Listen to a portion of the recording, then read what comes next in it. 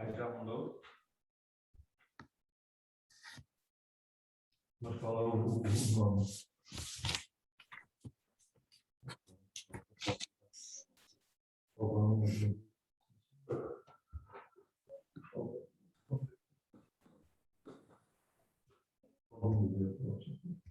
Soutor Miguel, está-me a ouvir, não está? Sim, estou a ouvir. Começamos daqui a 2 minutos, pode ser?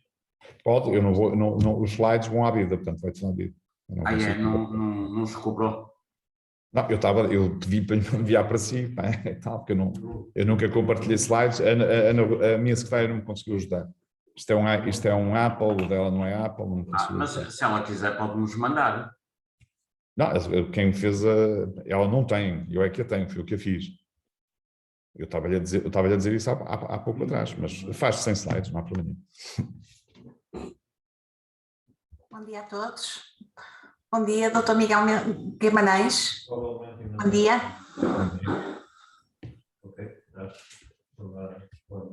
Contê-lo de volta. Obrigado. Estou Romana, diga. Romana, já não quero nada. Está a perceber? Eu, nestas...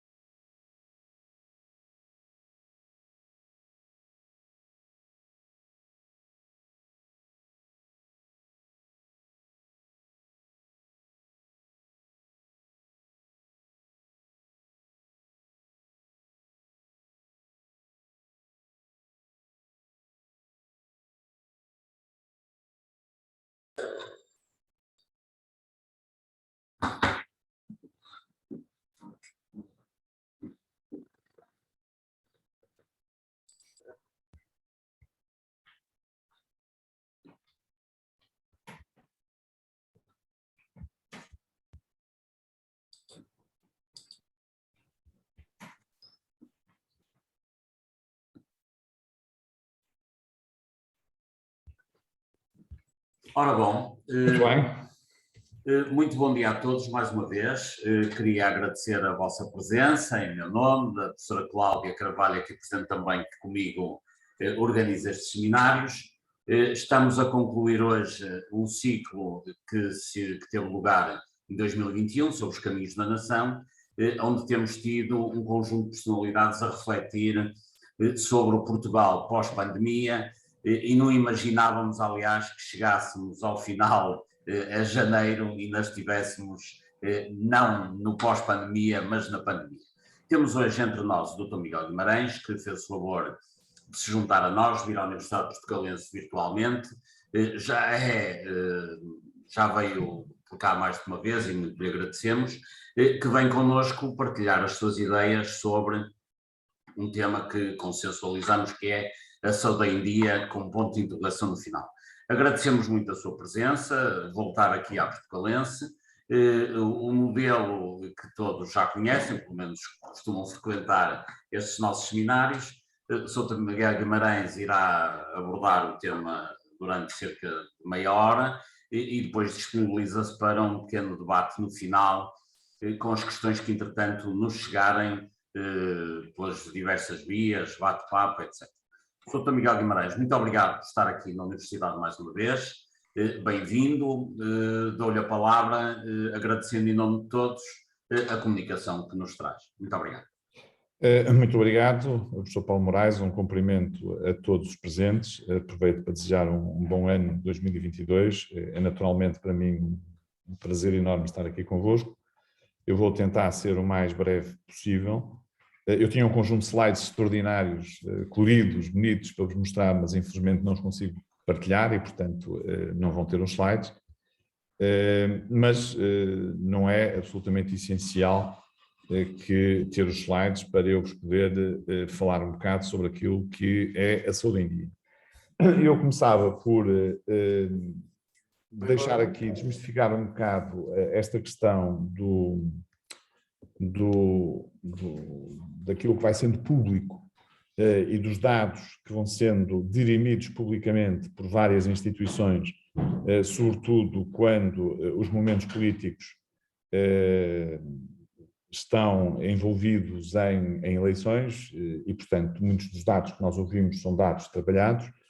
Eu vou-vos dar aqui alguns dados, inicialmente, sobre aquilo que é os dados que estão disponíveis no chamado portal de transparência do SNS, que é uma coisa boa que Portugal tem, que muitos países, por exemplo, não têm, e aquilo que foi a análise feita pela MOAI, que é uma consultora independente, relativamente a estes dados, em que comparou janeiro de 2019, de janeiro a agosto de 2019, com janeiro a agosto de 2020 e com janeiro a agosto de 2021, porque janeiro a agosto, porque estes dados estavam disponíveis só até setembro, há relativamente pouco tempo e até recentemente. E, portanto, para percebermos o que é que aconteceu no sistema de saúde e depois partirmos para alguns princípios relacionados com a pandemia, que eu sei que provavelmente vocês vão querer falar e até colocar questões, e depois, finalmente, se houver tempo para isso, para aquilo que eu acho que é o mais importante neste momento,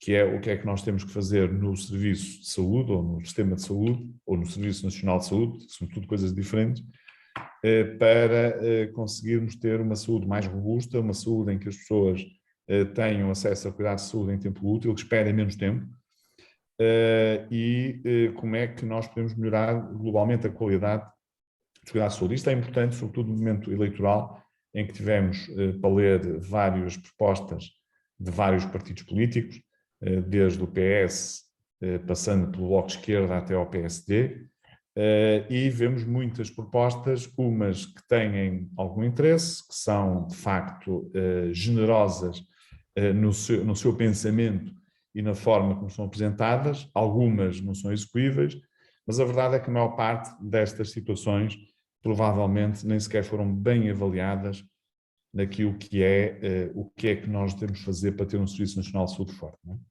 E eu falarei nisso um bocadinho no fim, se tivermos tempo para isso. E começava pela fotografia, pelo retrato daquilo que aconteceu nestes últimos 3 anos, entre 2019 e 2021. Relativamente aos cuidados de saúde primários, que é de facto a principal porta de entrada no Serviço Nacional de Saúde e que tem um papel extraordinariamente importante num serviço de saúde que se quer um serviço de saúde inclusivo, um serviço de saúde que seja abrangente a toda a população, um serviço de saúde que se sente naquilo que são as traves mestras de qualquer serviço de saúde, que é a prevenção, por um lado, e a literacia, por outro lado, ou seja, a educação em saúde das pessoas, que é muito importante para as pessoas perceberem aquilo que devem e não devem fazer, porque muito daquilo que é a nossa saúde depende muito de nós. Não depende apenas dos profissionais de saúde, dos médicos, enfermeiros, etc. Não depende apenas de existir mais ou menos centros de saúde ou mais ou menos hospitais, depende também da forma como nós encaramos aquilo que é o modo de vida saudável, aquilo que é uma alimentação saudável, aquilo que são as preocupações que temos com o ambiente, enfim, um conjunto de áreas que estão muito ligadas àquilo que pode ser a nossa qualidade de vida e o facto de nós termos menos doenças e, sobretudo, menos doenças graves, sendo que elas podem, obviamente, acontecer em qualquer altura.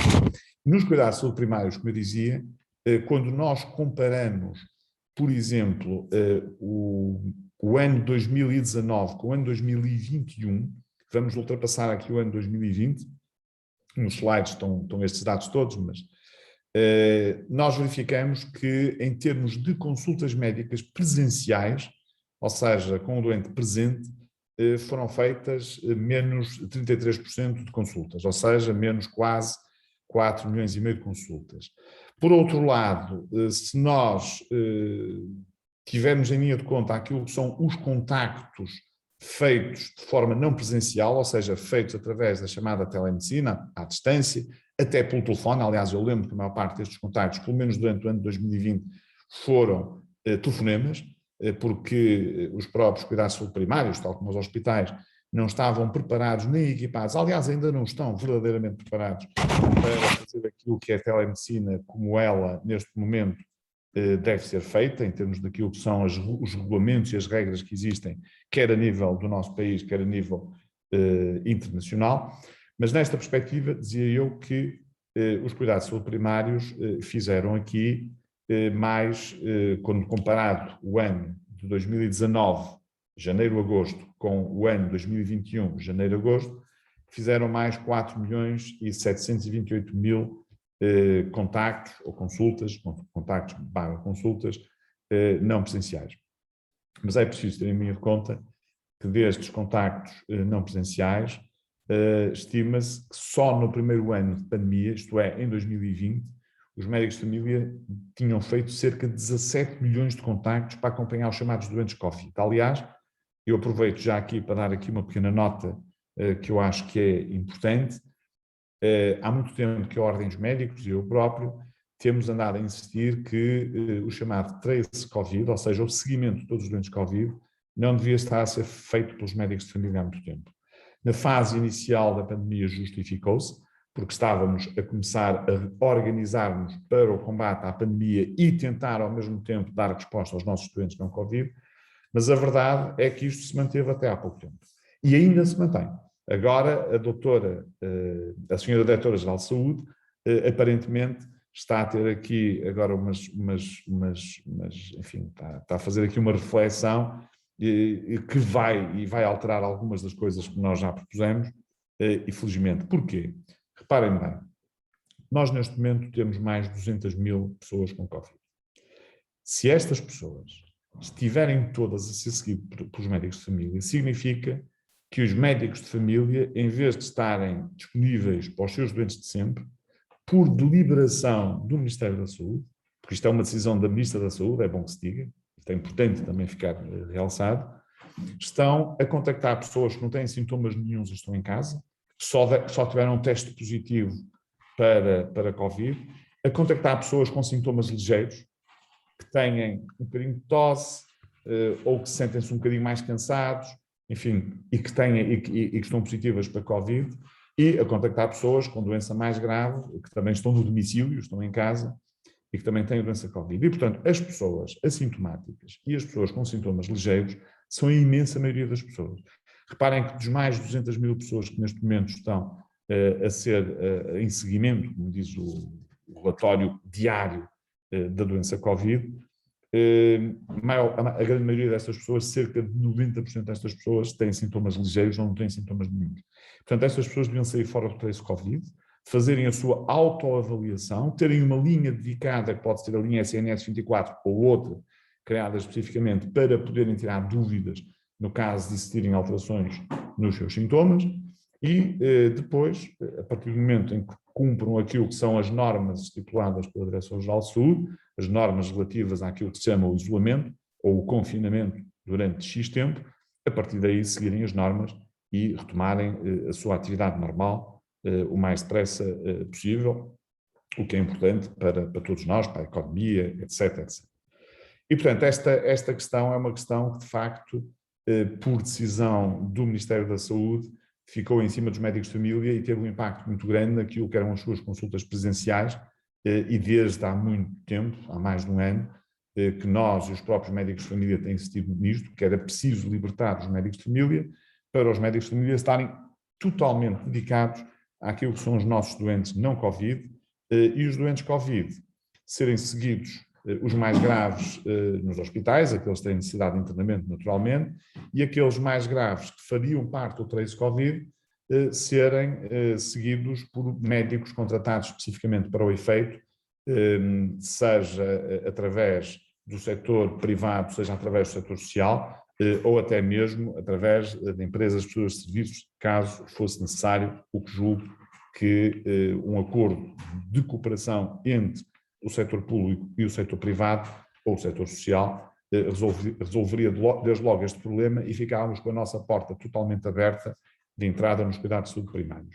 E eu estou-vos a dizer isto porque a verdade é que, para além destes números que eu vos dei, nós tivemos em 2020 um impacto muito grande naquilo que foi a referenciação dos cuidados de saúde primários dos hospitais.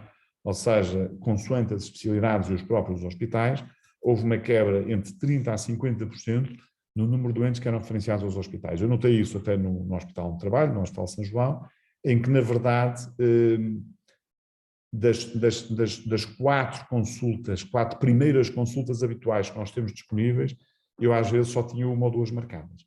Ou seja, nós temos sempre na nossa consulta primeiras consultas e chamadas consultas subsequentes.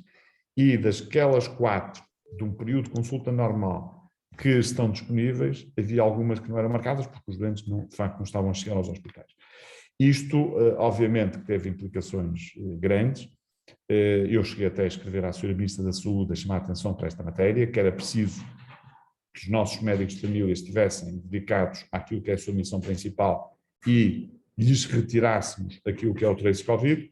A Sra. Ministra não entendeu assim, entendeu que a pandemia e a Covid em si seriam mais importantes que os outros doentes e, portanto, foi uma opção apenas política, aquelas decisões políticas que têm um impacto enorme na saúde dos doentes, que é uma coisa que também daria uma conferência e daria para analisar aquilo que é a responsabilidade política nas decisões que se tomam relativamente àquilo que é o impacto que existe na evolução das doenças e, eventualmente, até noutras situações mais graves.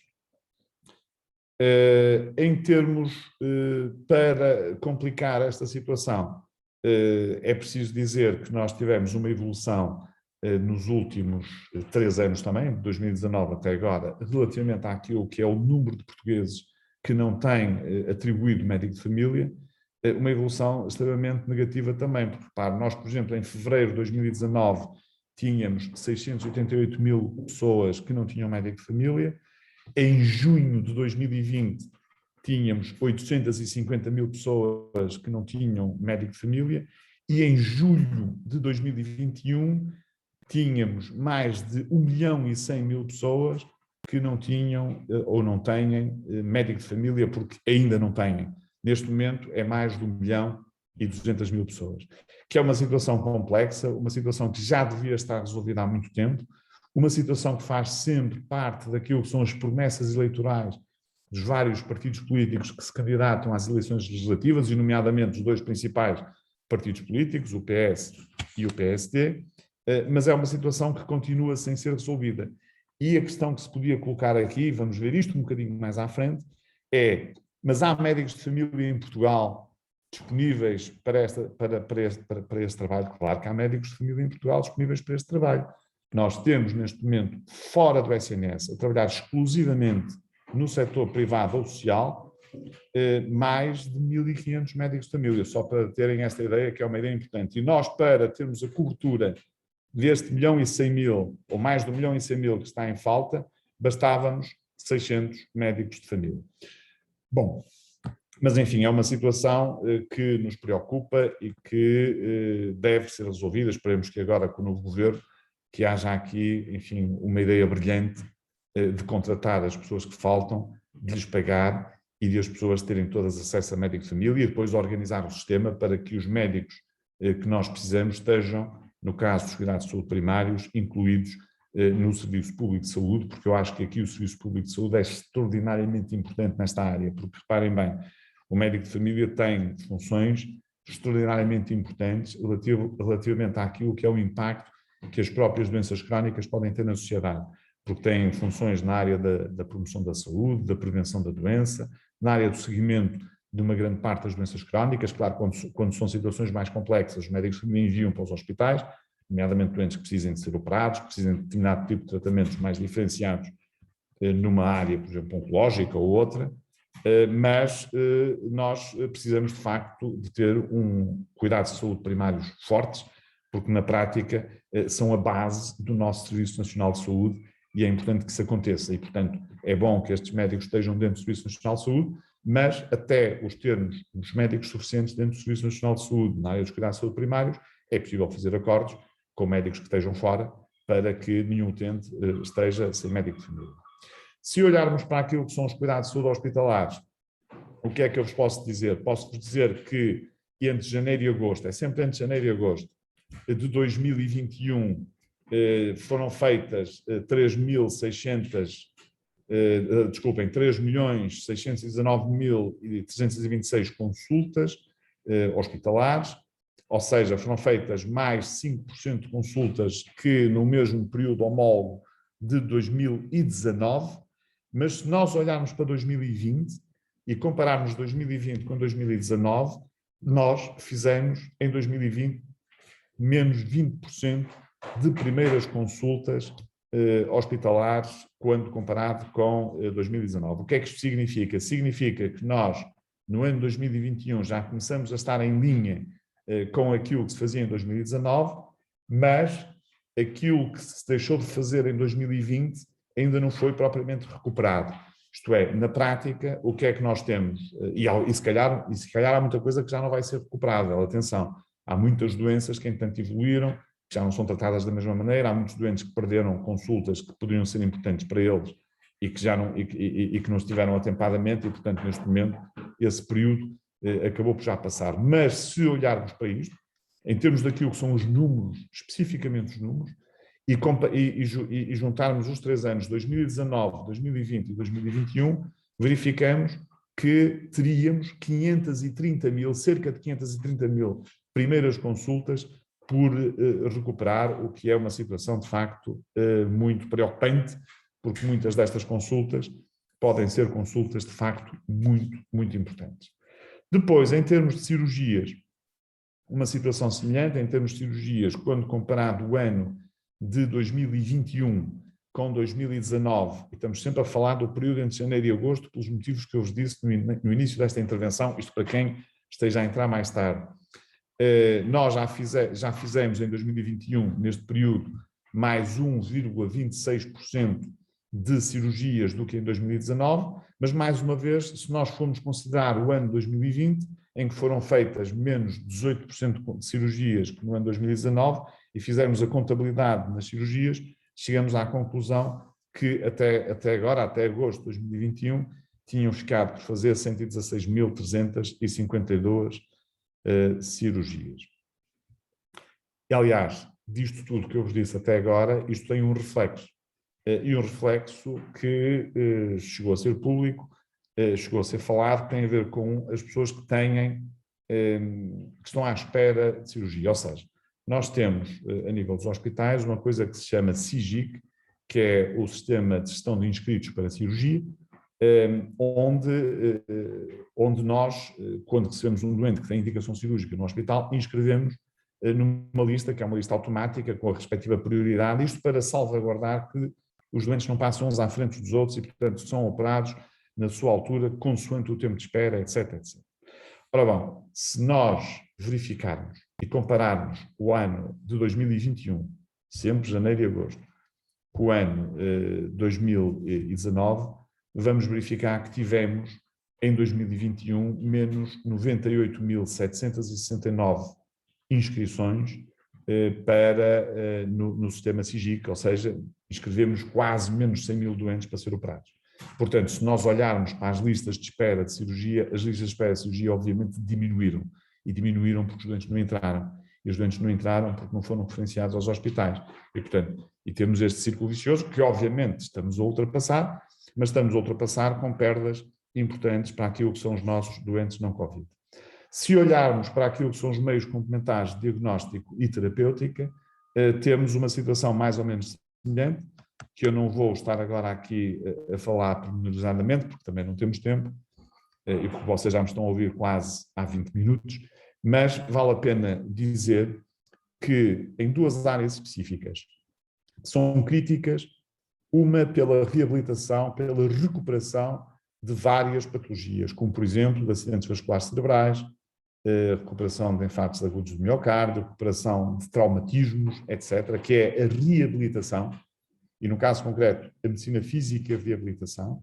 Nós tivemos uma quebra de quase 30% no número de atos médicos nesta área, quando olhamos para os mesmos 3 anos, e agora já não é só de janeiro a agosto, agora já se fez também aqui o que é a projeção até ao fim do ano de 2021, porque isto é possível ser feito nesta área dos meios complementares de diagnóstico e terapêutico, ou seja, uma quebra de 30%. Quantas pessoas ainda aguardam por reabilitação e quantas destas que aguardam por reabilitação podem já não ter a recuperação que teriam se a reabilitação tivesse sido feita em tempo útil. E o outro exemplo que eu vos dou, eu tenho aqui à minha frente, nos tais slides que vocês não estão a ver e que era interessante ver, as várias áreas dos meios complementares de diagnóstica e terapêutica, mas vou-vos lembrar aqui outra que é importante, que é a endoscopia gastroenterológica, ou seja, a endoscopia digestiva.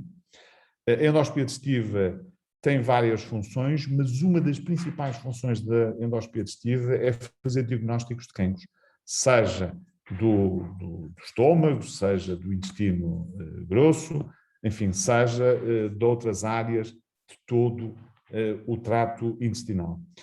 E em 2020, portanto, considerando os 3 anos, 2019, 2020, 2021, a quebra também se situou na casa dos 30%. Ou seja, é muito preocupante este número de exames complementares de diagnóstica e terapêutica que não foram feitos, seja violação dos segredos da justiça, na instrução de serviços. Seja, eu estou a ouvir alguém a falar de fundo, seja pelo impacto que tem nos novos diagnósticos de cancro, seja pelo impacto que tem no seguimento de doentes, como habitualmente se faz, ou naquilo que são os rastreios habituais. Em termos de diabetes, tivemos também aqui uma quebra enorme em 2020, comparando 2020 com 2019, no diagnóstico de novos doentes.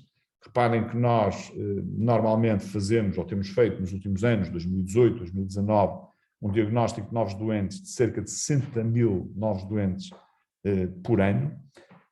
Em 2020 só fizemos um diagnóstico de novos doentes de 51 mil, ou seja, perdemos aqui o diagnóstico de 9 mil. Claro que esta situação está a ser regularizada. Em 2021 já houve uma recuperação franca, embora naquilo que é os indicadores de acompanhamento, ou os índices de acompanhamento adequado da diabetes mellitus ainda estejam muito deficientes, quer em 2020, quer em 2021.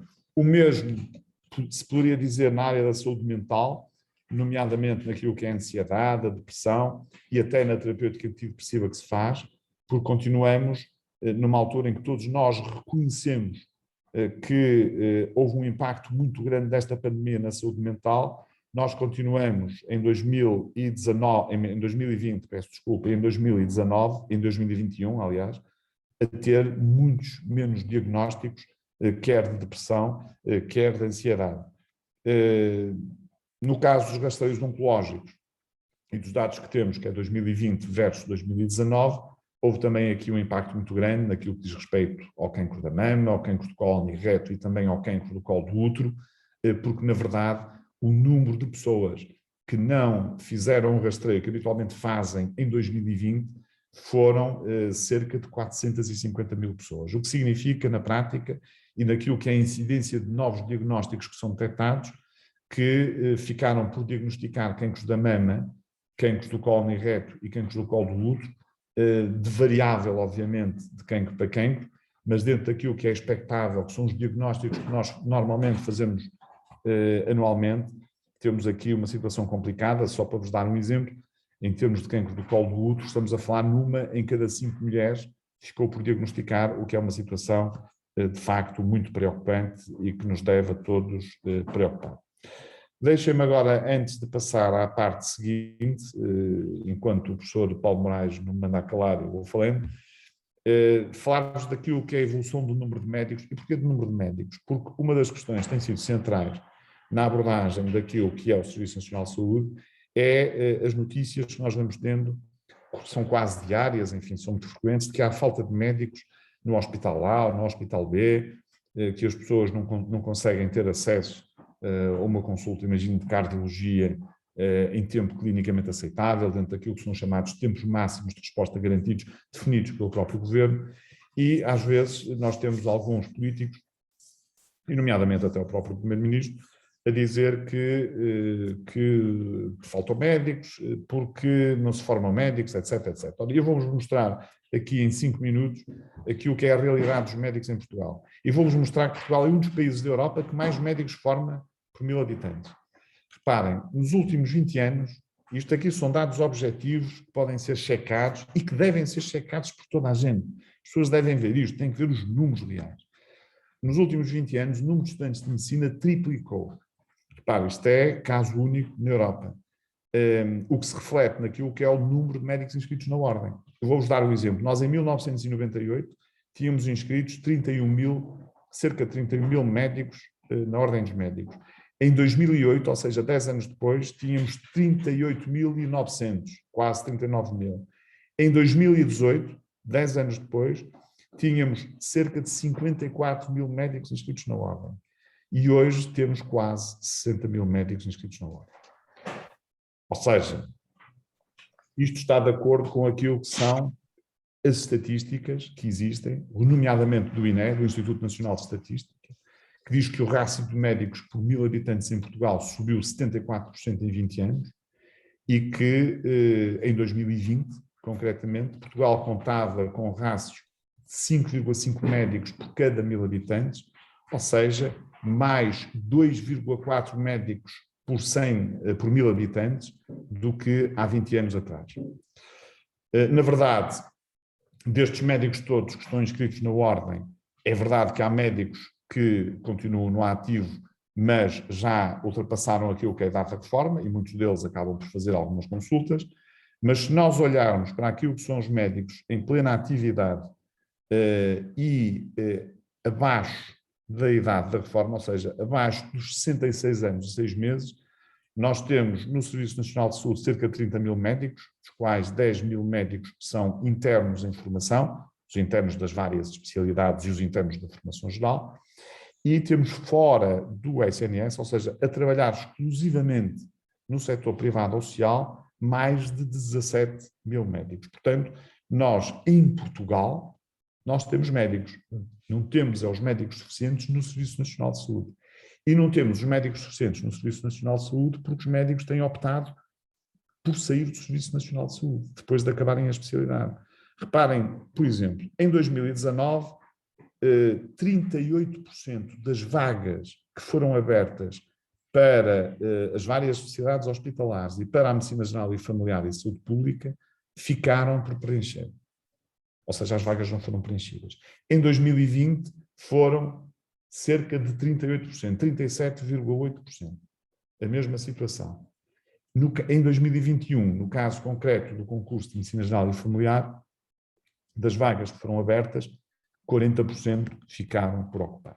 E a questão que se coloca, para quem tem responsabilidades políticas nesta matéria, a Ordem dos Médicos, obviamente que aqui já fez o seu trabalho, já falamos com os médicos, já fizemos inquéritos, já sabemos porque é que eles não estão a ficar, etc, etc. Mas quem gera o país deve ficar preocupado. Isto é, se eu tenho médicos a já não quererem ficar no Serviço Nacional de Saúde, eu lembro mais uma vez que quem construiu o Serviço Nacional de Saúde foram os médicos. A história do Serviço Nacional de Saúde é uma história que está intimamente ligada àquilo que foi o papel dos médicos durante o tempo todo, até à própria criação do Serviço Nacional de Saúde. Como sabem, juridicamente foi criado pelo Dr. António Arnaud. Foi ele que permitiu legalmente que existisse o Serviço Nacional de Saúde. Mas quem definiu as carreiras médicas, quem definiu a estrutura do funcionamento do Serviço Nacional de Saúde, etc., foi um conjunto de médicos brilhantes. Os médicos gostam de trabalhar no Serviço Nacional de Saúde. E gostam de trabalhar no Serviço Nacional de Saúde porquê? Não por aquilo que ganham no Serviço Nacional de Saúde, mas porque trabalham em equipa, trabalham com outras pessoas, trabalham com mais médicos, trabalham com outros profissionais de saúde. O Serviço Nacional de Saúde tem a formação especializada, ou seja, tem a massa crítica suficiente para nós nos atualizarmos constantemente e estarmos a fazer as coisas, se calhar, digo eu, com mais segurança e até, eventualmente, com mais qualidade. E porquê é que os médicos estão a sair? Estão a sair porque sentem que estão a ser desrespeitados. Repara, os médicos têm sido, de facto, alvo de várias situações complicadas. Eu nem vou lembrar aqui a última do Primeiro-Ministro, não vale a pena. Vocês provavelmente lembrar-se-ão dela, e é evidente que isto vai afastando as pessoas. Pois se eu for trabalhar para o setor privado, ou se for trabalhar para fora do país, vou ter um salário muitíssimo melhor, um salário mais justo, mais equilibrado com aquilo que é a responsabilidade e as competências que eu tenho. Se vou ter melhores condições de trabalho, se vou ter acesso mais fácil à inovação, etc, etc, as pessoas acabam por tomar esta opção. E isso está a acontecer. Isto devia preocupar quem tem a responsabilidade da saúde em Portugal, que era para tentar perceber o que é possível fazer para além daquilo que são os salários, porque é evidente que o SNS não vai pagar tão cedo salários como se paga no setor privado, e muito menos os salários que se pagam no Reino Unido, ou que se pagam na Bélgica, ou que se pagam em Espanha, e eu estou a falar destes países porquê? Porque nós temos uma União Europeia com as portas abertas, em que há livre circulação de profissionais, em que nós podemos trabalhar em qualquer ponto da Europa como se estivéssemos a trabalhar em Portugal. E, portanto, nós quando entramos na União Europeia temos que saber ser competitivos. Se nós não conseguimos ser competitivos, vamos perdendo os nossos melhores valores, e não é só na medicina, estamos perdendo na engenharia, na arquitetura, na enfermagem, enfim, numa série de áreas que existem, como vocês sabem, porque não temos capacidade competitiva com os países que estão à nossa volta. E, portanto, esta situação deve ser analisada porque é uma situação preocupante para aquilo que é a qualidade do nosso próprio Serviço Nacional de Saúde. Só para vos dar aqui uma nota relativamente a 2 ou 3 especialidades. Por exemplo, a anestesiologia, que é uma especialidade muito falada. Nós temos 1.752 médicos especialistas inscritos na ordem. Destes, 665 trabalham exclusivamente fora do SNS. Só trabalham fora do Serviço Nacional de Saúde.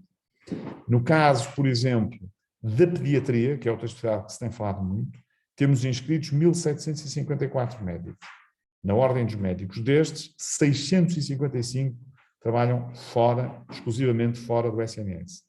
No caso, por exemplo, da radiologia, nós temos inscritos na ordem dos médicos 869 especialistas e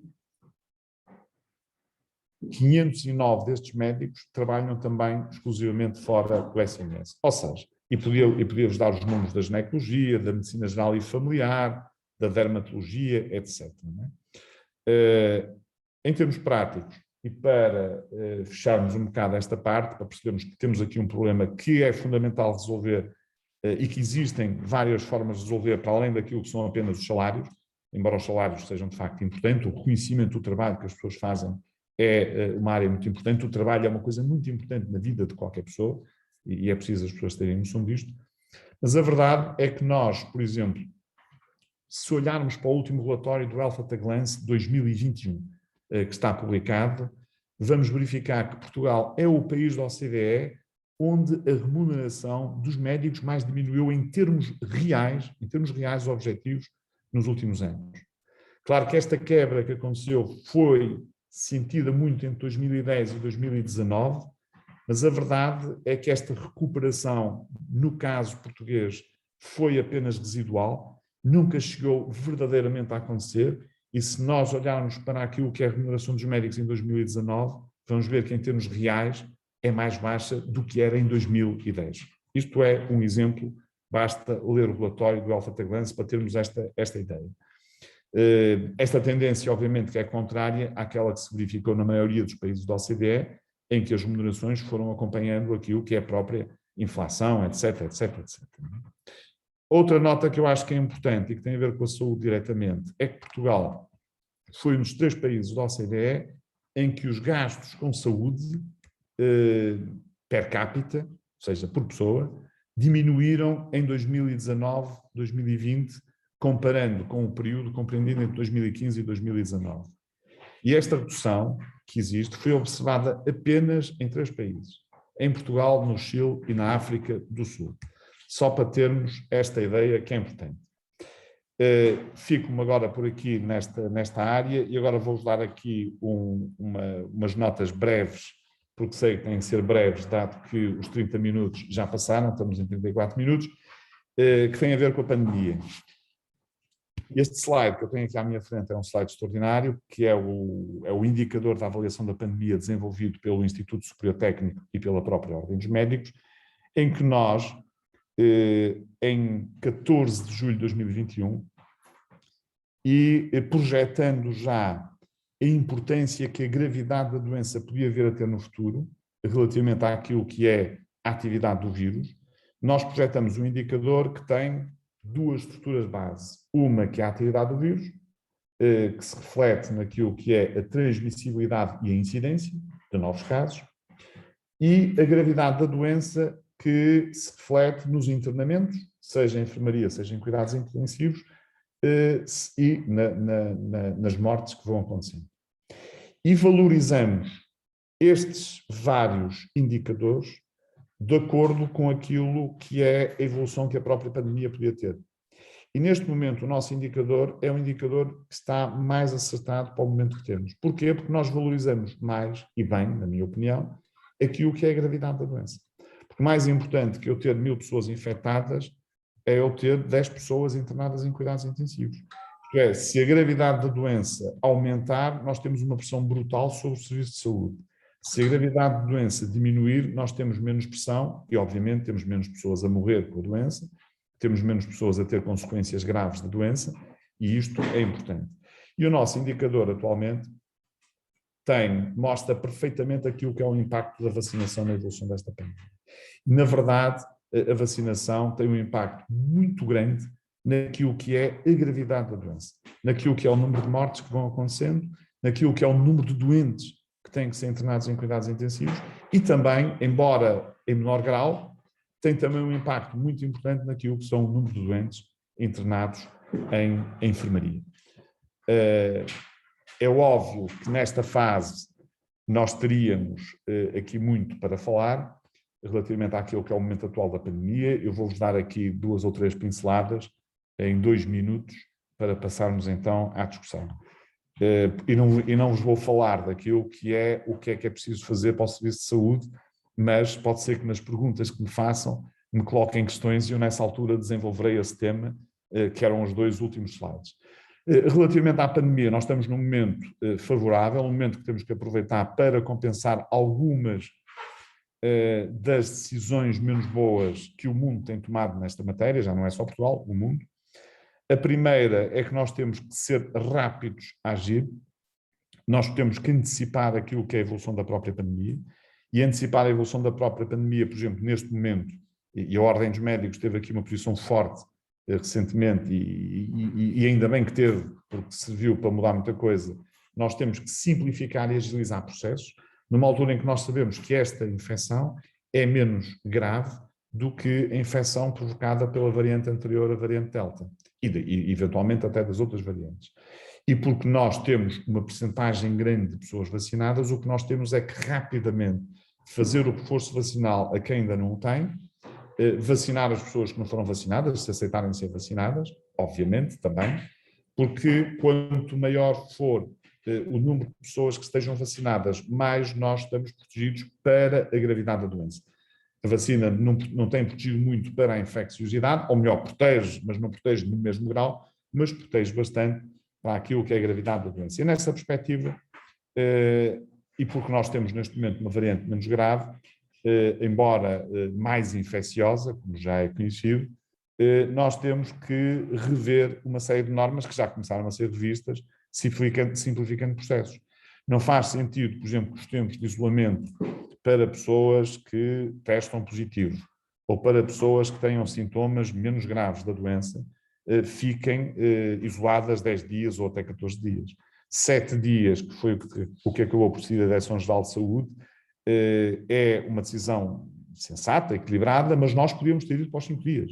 E, aliás, eu não sei porque é que nós não avançamos, porque esta variante do Omicron já sabemos que ela é muito infecciosa nos primeiros 2 dias em que infecta a pessoa, e a partir do momento em que a pessoa tem sintomas, normalmente é ao 2º dia ou não tem, há pessoas que não têm sintomas nenhuns, é muito infecciosa mais durante 2 a 3 dias. E depois cai a infecciosidade, o que significa que a partir daí a pessoa já dificilmente passa a infecção a outra pessoa. E, portanto, nós podemos, com alguma segurança, passar para os 5 dias. A par disto, vários procedimentos foram agilizados, nomeadamente o dar mais espaço aos nossos médicos de família, retirar-lhes uma parte daquilo que são as funções no trace Covid, relativamente às pessoas que não têm sintomas ou às pessoas que são um pouco sintomáticas com a Covid-19, e essas pessoas saírem do trace Covid, passarem a fazer a sua própria autoavaliação, terem uma linha própria para poderem comunicar, ou até falarem com o seu médico de família se for necessário, e os médicos de família ficarem mais dedicados àquilo que eles gostam de fazer, aquilo que eles sabem fazer bem, aquilo que é importante para o nosso país, que é os nossos doentes todos também não Covid. Professor Paulo Moraes, eu ia ficar por aqui, porque já estou nos 30 e qualquer coisa minutos, Não vos vou falar daquilo que seria o principal, que é aquilo que eu acho, o que é que nós temos que fazer para manter o nosso Serviço Nacional de Saúde ou para o reforçar, mas deixo isto em aberto como um desafio que se pode colocar a seguir. Muito obrigado pela vossa atenção. Doutor, muitíssimo obrigado. Estávamos aqui todos encantados de ouvi-lo, mas também, enfim, para também haver possibilidade de debate. E eu tenho aqui algumas questões que foram chegando, mas passava à professora Cláudia para colocar a primeira, que tinha-me pedido a palavra, cara colega, força. Muito obrigada. Doutor Miguel Guimarães, muito obrigada pela sua apresentação. É de facto um cenário muito bem traçado, um cenário muito preocupante e que afeta a população portuguesa de forma diferenciada, afeta o desenvolvimento do próprio país. Nós sabemos que o acesso a bons cuidados de saúde é importante para o próprio desenvolvimento do país. Nós aqui na Universidade Portucalense não temos a área da medicina, mas somos professores e preocupa-nos o futuro dos jovens e de facto preocupa-nos, e conheço alguns casos de jovens que estão a concluir os seus cursos de medicina e o internato e estão a pensar em migrar. Aliás, foi um dos pontos que o doutor também referiu. E custa-me especialmente ouvir isto quando me preocupam também as desigualdades geográficas, ou seja, esta debilidade ainda é maior e é mais sentida pelas populações que vivem no interior do país. E então eu gostaria de lhe pedir para falar um pouquinho sobre como é que se poderia combater essa falta de atratividade dos centros de saúde, dos hospitais que estão localizados no interior do país e que de facto condiciona muito uma população que já de si, também pela sua idade média mais avançada relativamente à média nacional, que também já por si é elevada, mas enfim, são populações que estão ainda mais carenciadas e pronto, era uma questão que gostaria aqui de colocar. Muito obrigada. Muito obrigado. Eu não sei se é para responder já, professor Paulo Moraes, ou se... O doutor achar melhor.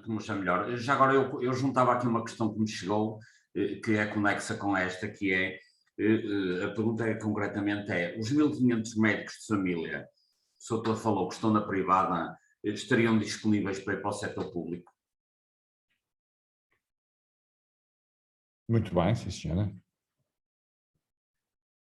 Depois tem aqui outras questões, mas já são de outro âmbito, se calhar se o doutor quisesse responder a estas. Muito bem, vamos a isso. Essas duas questões são importantes e permitem, se calhar, até já dar aqui o lamiré para algumas outras questões que possam eventualmente existir, não é? A primeira questão é uma questão importante e é uma questão importante que faz parte daquilo que é um dos grandes desafios que nós temos. Nós, neste momento, se olharmos para o Serviço Nacional de Saúde, ou seja, para quem quer fazer eventualmente política e quer apresentar soluções ao país, tem que olhar para um serviço que é um serviço importante, um serviço que tem 42 anos, que tem uma história bonita dentro do nosso país, permitiu que nós conseguíssemos que a saúde chegasse a pessoas que nunca tinham visto sequer um médico à frente. Aliás, as reportagens feitas pela RTP nesta altura são deliciosas e vale a pena vê-las. E, portanto, o Serviço Nacional de Saúde teve benefícios extraordinários. E continua a ter. Mas a verdade é que o nosso Serviço Nacional de Saúde tem 42 anos. E também é verdade que, em termos globais, o Serviço Nacional de Saúde continua a funcionar como há 42 anos. Pensemos no Serviço Nacional de Saúde como uma empresa. E seguramente que haverá aqui alguém ligado às empresas. Bem, o professor Paulo Moraes, estas coisas sabe bem. O que é que acontecia a uma empresa que continuasse a funcionar como funcionava há 42 anos? Há 42 anos era excelente, passado 10 anos excelente, mas depois as coisas têm que ser adaptadas. E eu acho que o nosso Serviço Nacional de Saúde, e estou-lhe a responder à pergunta, chegando às desigualdades, estou aqui a dar a volta, a abranger já outras coisas, precisa ter aqui, de facto, uma transformação. Uma transformação no sentido de acompanhar a evolução que está a acontecer.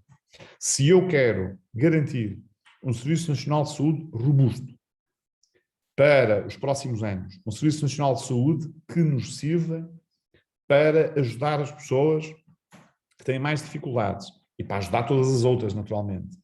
Um Serviço Nacional de Saúde que seja o garante de que as desigualdades sociais em saúde podem ser, de facto, mitigadas. Eu tenho que modernizar, tenho que trazer inovação para o Serviço Nacional de Saúde, tenho que apostar na investigação, tenho que criar mais cuidados de proximidade, seja a hospitalização domiciliária, seja os cuidados de saúde primários, seja o aproveitamento das chamadas farmácias de ambulatório, que podem também ter aqui um papel importante para chegar, sobretudo, às aldeias que ficam mais fora. Nós temos uma rede de farmácias e uma rede de centros de saúde muito boa no nosso país. Há muitos países na Europa que não têm nada disto. As pessoas vão para determinados sítios e ficam completamente isoladas. Mas, claro que nós, para fazermos isto tudo, e também utilizar aquilo que é a chamada transformação digital, sendo que a verdadeira transformação digital, nós ainda não falamos dela em Portugal, porque a verdadeira transformação digital significa nós termos um processo clínico único. Repare, um doente, imaginemos a professora Cláudia Carvalho, que tem consultas, sei lá, no Hospital São João, no Santo António, mas também pode ir a um hospital privado porque vai ter uma consulta de medicina dentária, ou o que for, não interessa, devia ter um processo só. Nós, com um processo único, ganhamos imenso, poupamos imenso dinheiro. A saúde do doente está mais segura, porque os registros clínicos, que obviamente não é para qualquer pessoa ver, é para quem a pessoa quer que veja, o proprietário dos registros clínicos, o dono dos registros clínicos é o doente, não é o médico acede apenas porque o doente lhe dá essa possibilidade, e quer ser visto por ele, mas nós termos um processo clínico único é uma das principais transformações digitais que podemos fazer.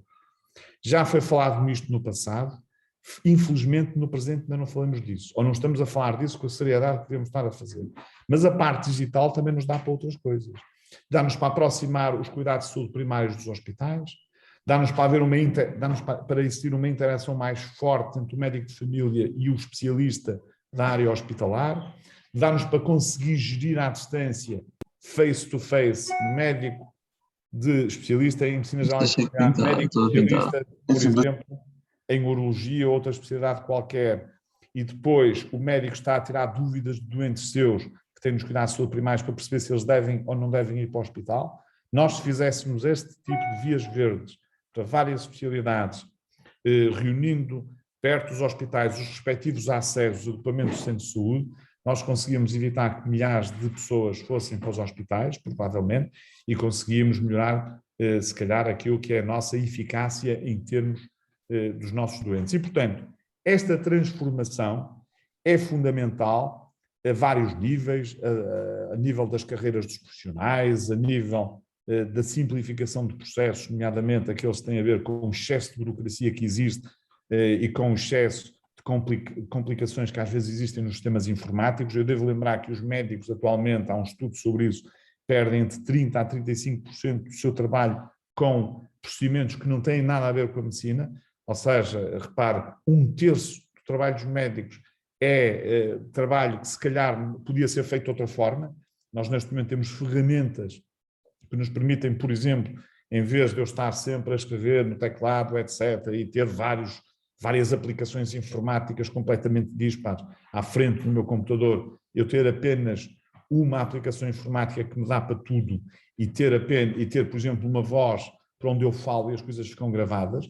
Isto é perfeitamente possível, já existe em muitos países e já existe em Portugal também no setor privado, e nós podemos fazer isto no setor público, ou seja, podemos digitalizar a saúde a favor dos doentes e a favor de quem trabalha na saúde e não contra as pessoas, e isto tem de facto muitas vantagens, para além daquilo que é tradicional telemedicina, que todos conhecem. E eu estou a dizer isto porquê? Porque, no fundo, o Serviço Nacional de Saúde tem que ser competitivo.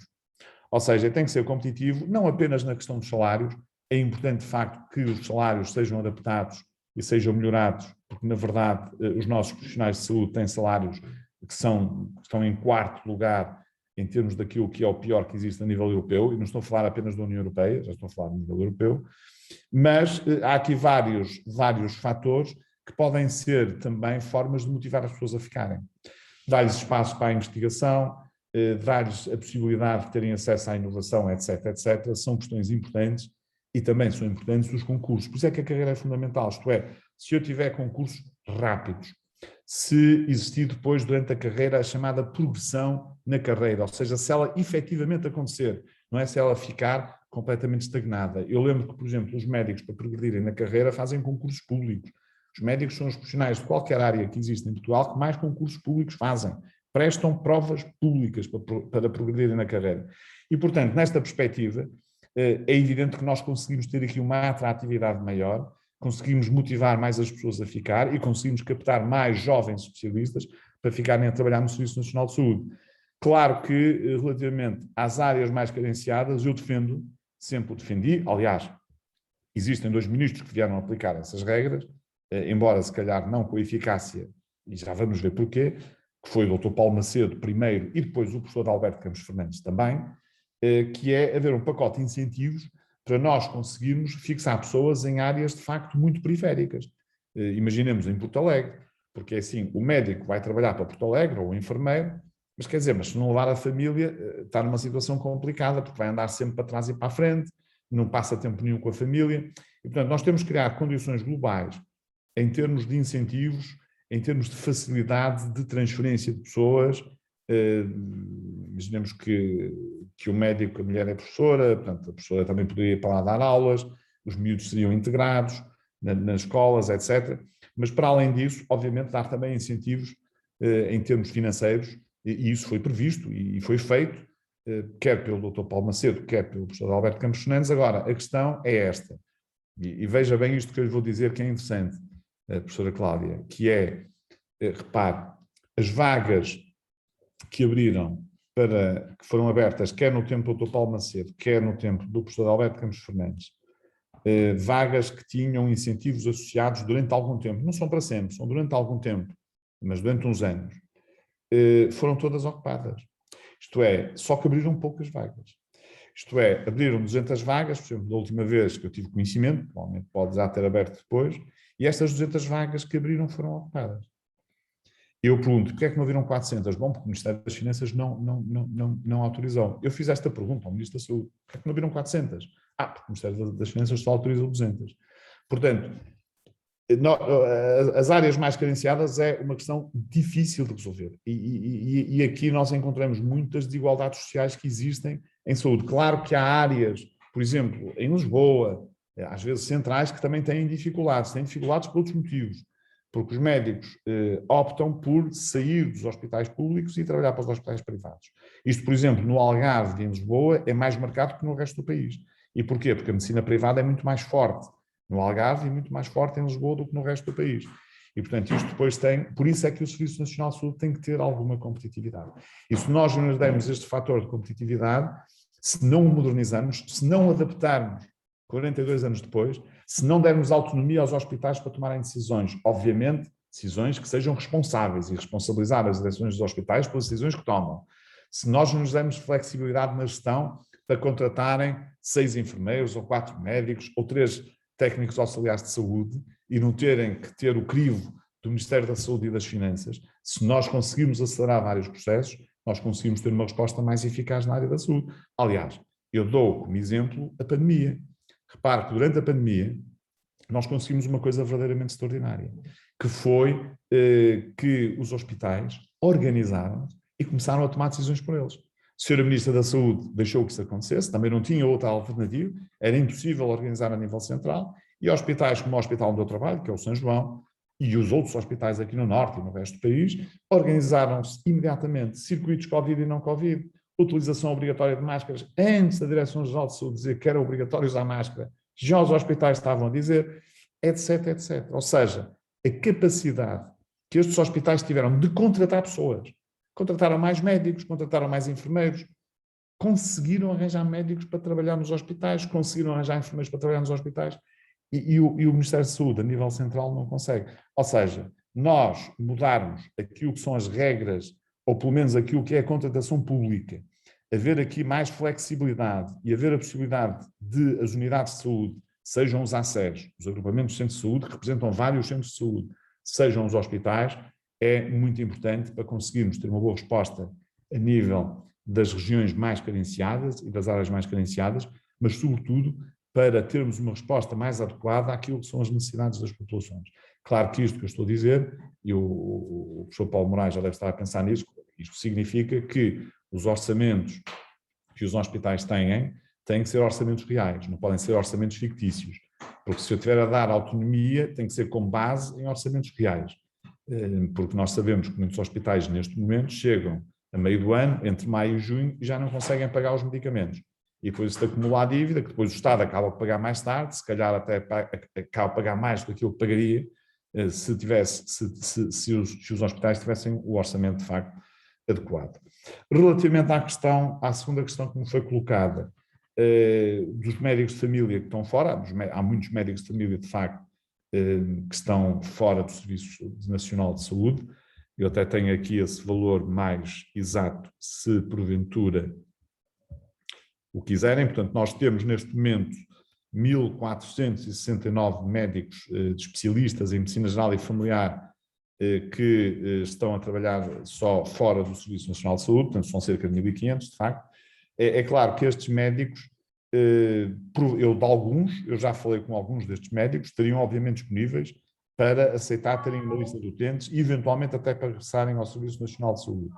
E eu acho que isto é perfeitamente conseguido, e a forma de o conseguir na fase inicial é propor-lhes eles terem uma determinada lista de utentes, semelhante àquela que tem um médico de família do Serviço Nacional de Saúde, propor-lhes uma remuneração de acordo com aquilo que já fazem no Serviço Nacional de Saúde, nas USFs modelo B, e tenho a certeza que uma grande parte destes médicos aceitaria ter esta lista de utentes.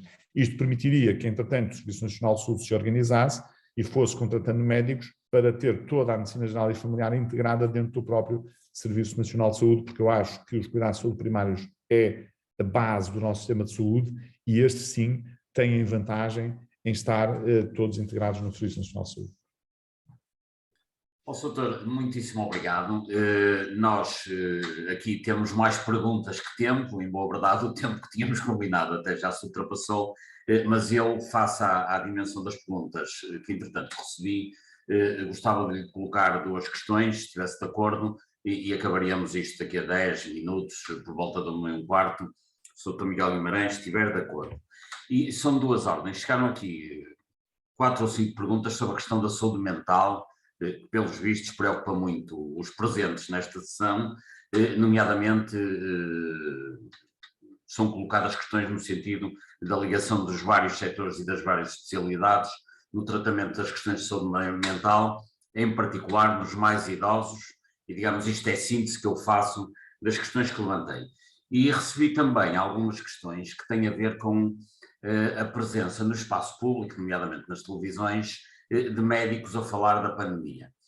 Qual é a opinião do Sr. Doutor sobre esta matéria, na medida em que preocupações dos intervenientes aqui e que eu partilho também, se quando nós ouvimos muitos médicos a falar nas televisões e têm opiniões contraditórias, isto cria uma certa angústia nos cidadãos, na medida em que não conhecem a matéria e quando ouvem os especialistas a dizer o contrário uns dos outros, ficam preocupados. Sendo certo que quando ouvem todos também a dizer a mesma coisa, há suspeição de que há uma manipulação e gostava que comentasse isto, que é também a pretensão dos nossos participantes.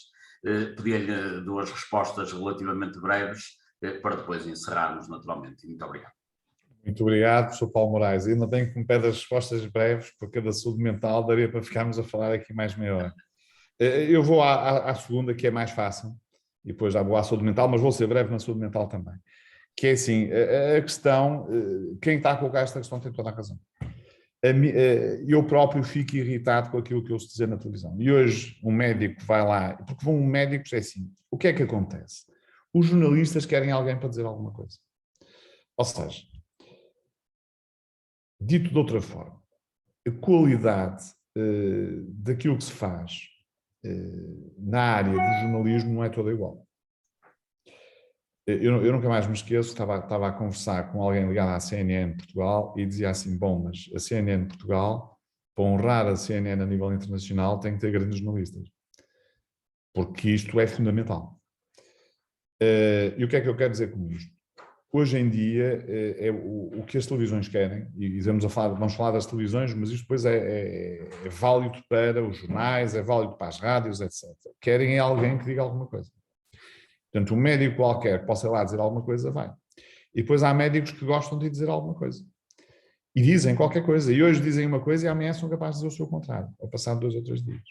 E, portanto, e não são propriamente pessoas que estejam a representar os médicos de forma institucional. E isto é negativo. Aliás, eu próprio afastei-me um bocado de falar, que é para não ser apanhado no meio disto tudo. Assim, a ordem dos médicos, as posições que têm tido, têm sido posições escritas, e que podem seguir para a imprensa ou não. Muitas não seguem para a imprensa, vão apenas para as autoridades competentes.